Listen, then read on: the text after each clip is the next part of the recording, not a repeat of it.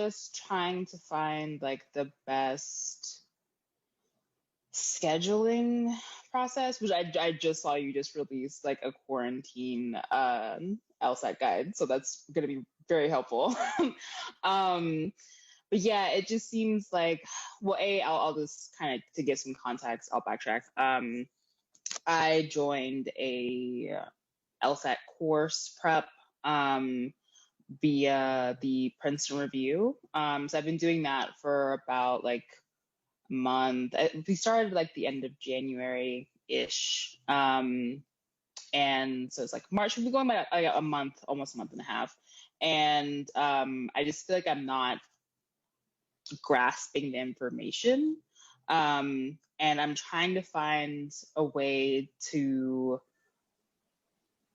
incorporate the information to where I can get it, so I can kind of start picking up my pacing a little bit, as well as like trying to juggle school and work all at the same time.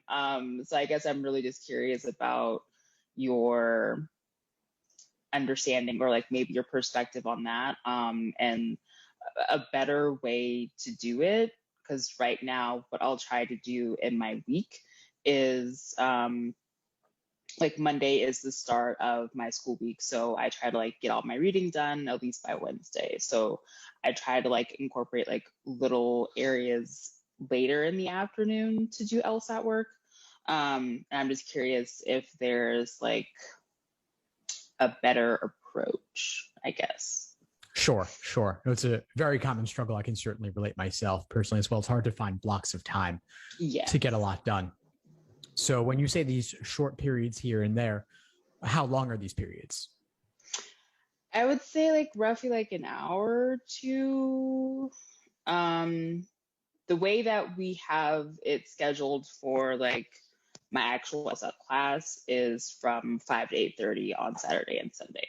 So during the week, because homework will be due Friday evening, what I'll try to do is try to block it out, but it seems like it's more like a rush job and not really retaining any information. Is really just trying to like, okay, I think that piece might go there. I think this may be relevant, and like trying to do it that way.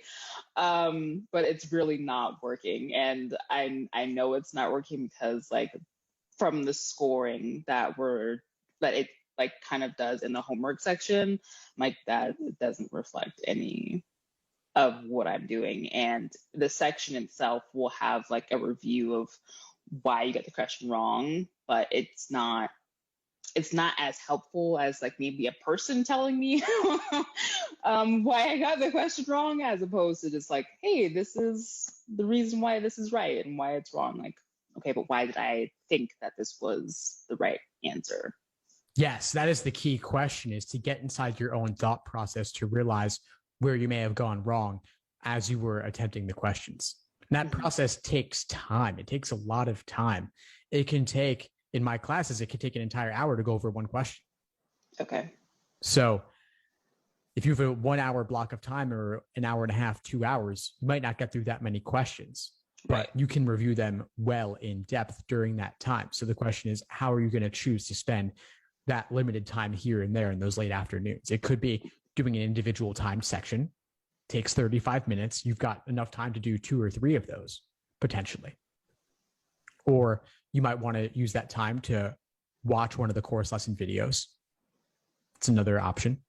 Okay. You can use it to go through homework problems, drilling questions by type, perhaps. I'm curious to hear though, so let's say you have these 3.5 hour long classes. Mm-hmm. What are those like for you? Mostly really overwhelming. Really just like trying to, because it's a bunch of people in one class, which I'm totally fine with. It's like a regular class, but we're going through a lot of information in that short time frame. And I think what would be helpful, like kind of like what you're saying, is using a full hour to go over a certain question or a certain type of question, to really break down the understanding. Whereas in the class, it's very much like we're going to go through, we'll cover the entire unit. And then in that unit will be a mixed bag of logic games. We'll do reading comprehension and like, so on and so on and so forth. And in that time of 3 hours, we'll have like a 10 or 15-minute break. We're doing like maybe 10 or so questions on our own, in which, especially for logic games, that's just my struggle. I can openly admit to that.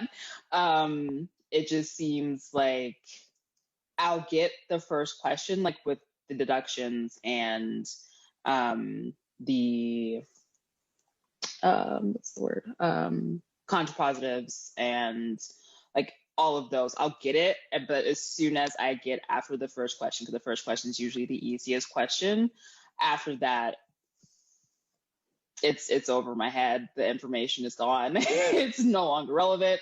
And I try to stay checked in and like try to like wrestle with the information a little bit, but it seems to be very draining.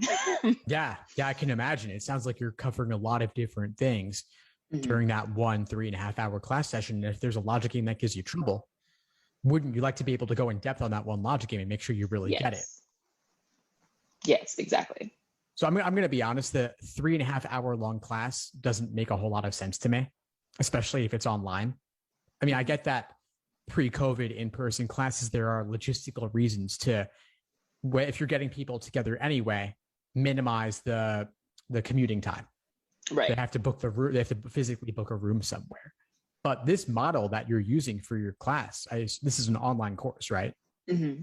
So it doesn't really make sense to me to do the exact same thing when you don't have those logistical barriers anymore, the commuting time, the room booking. This seems to be that they've just taken literally what was in person and put it online, when there are benefits to getting people together, but why do it in that way?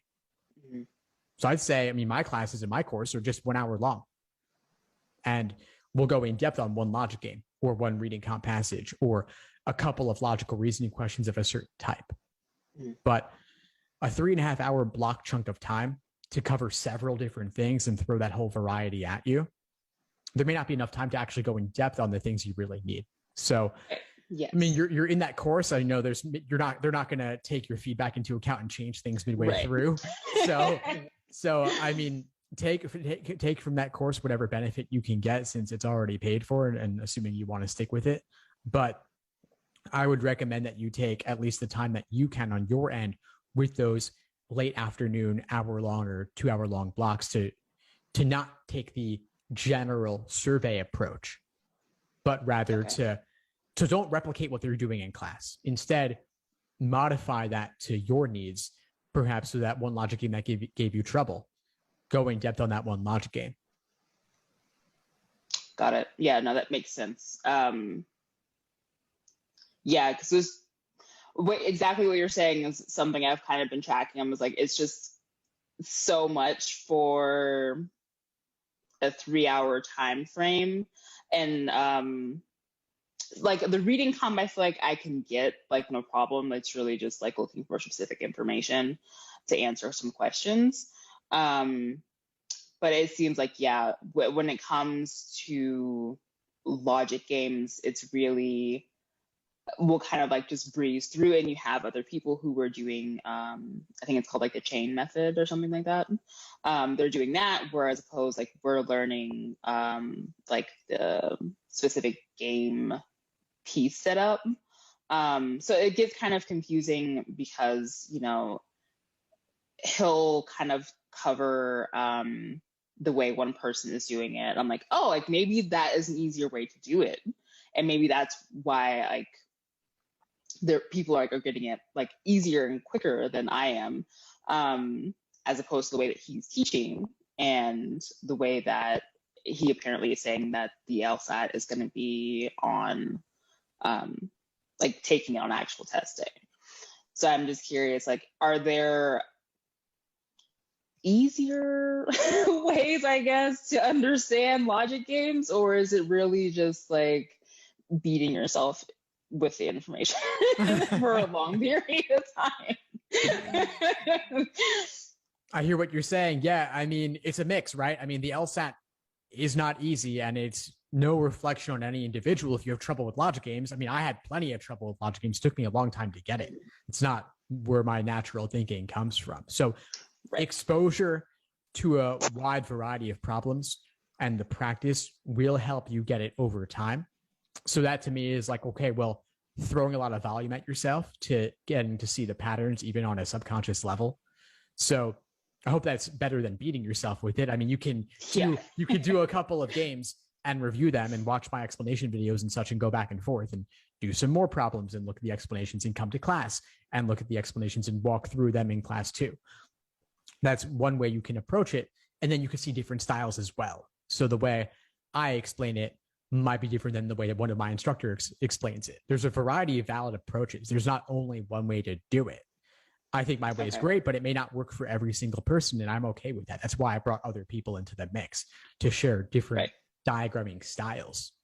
So there may be easier ways than what you're learning in your class. I mean, I'll be honest, Princeton Review strategies are not my favorite ones out there. There are other ones that I think work better. I love conditional chains. I think they work like magic once you get them. So that could be worth exploring to see if that might click for you better than a different style.